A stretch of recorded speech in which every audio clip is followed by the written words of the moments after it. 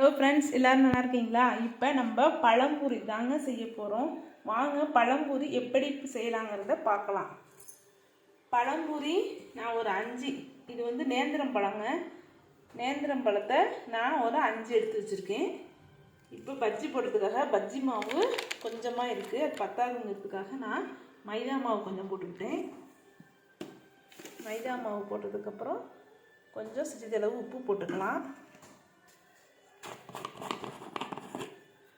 உப்பு போட்டதுக்கப்புறம் தனி மிளகாய் தூள்,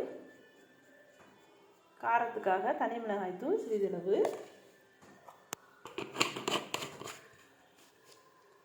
இப்போ பஜ்ஜி மாவு எடுத்து வச்சுருக்கிறது இதில் நம்ம சேர்த்துடலாம். உங்கள்கிட்ட கடலை மாவு இருந்தால் கூட நீங்கள் கடலை மாவு சேர்த்து போட்டுக்கலாம். இப்போ பஜ்ஜி மாவை இதில் போட்டாச்சு. இதை நல்லா கிளறிடுவோம்.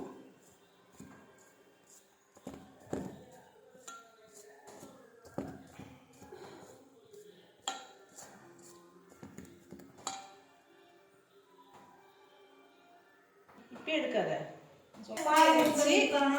எண்ணெய் சூடு ஏறினதுக்கப்புறம் இந்த பழத்தை வந்து பாதியாக இந்த பழத்தை பாதியாக வெட்டி வச்சுக்கணும். வெட்டின பழத்தை பாதி எடுத்து எண்ணெயில் முக்கி தந்து மாவில் முக்கி போட்டுக்கணும்.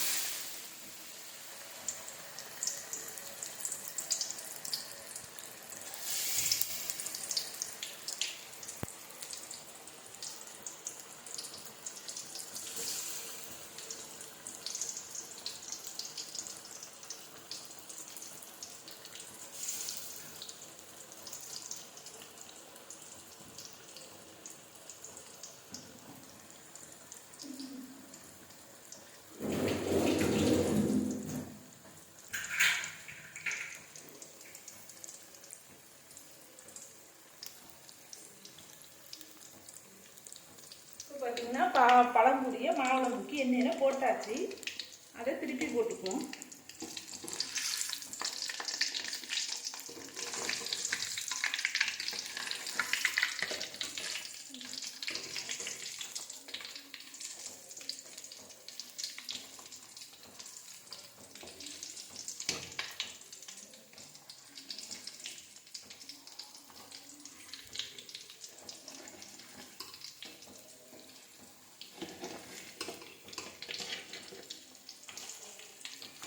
ஒன்று ஒன்றா எடுத்து திருப்பி போட்டுக்கலாம்.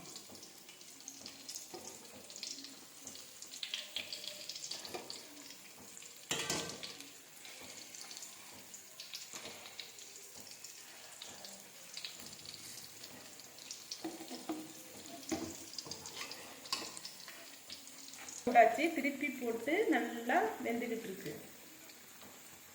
வெந்ததுக்கப்புறம் பொன்னிறமாக ஆனதுக்கப்புறம் எடுத்துக்கலாம். இது வந்து ஈஸியாக நம்ம செஞ்சிடலாம். யாராச்சும் பிரேசன் வந்துட்டா வடையை ஆட்டி செஞ்சு லேட்டாகும். இது வந்து பழம் இருந்துச்சுன்னா நீங்கள் பாதியாக கட் பண்ணிவிட்டு பஜ்ஜி மாவில் நினச்சி உடனே 10 நிமிஷத்தில் போட்டு எடுத்துடலாம். பார்த்தீங்கன்னா பழம்பூரி வெந்துருச்சு. தட்டில் எடுத்து வச்சுக்கணும்.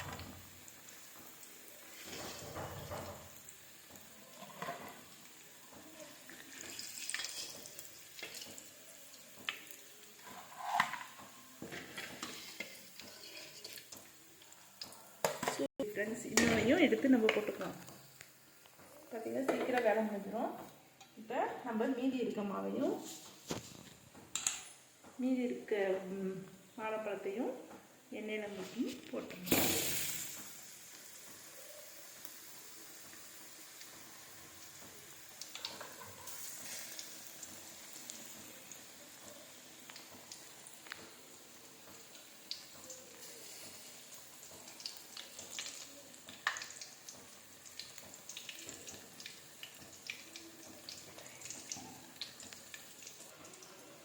நல்லா இருக்கேன். இதுவும் வெந்துருச்சு. நம்ம இதை எடுத்து போட்டுப்போம்.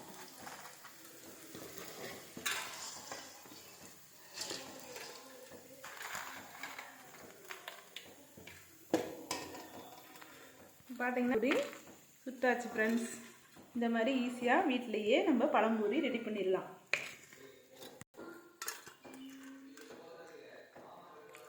சுவை சுவையாக இருக்குது ஃப்ரெண்ட்ஸ். நீங்களும் இந்த மாதிரி வீட்டில் செஞ்சு சாப்பிடுங்க. லைக் பண்ணுங்கள், ஷேர் பண்ணுங்கள், கமெண்ட் பண்ணுங்கள், சப்ஸ்கிரைப் பண்ணுங்கள். பாய் பாய்.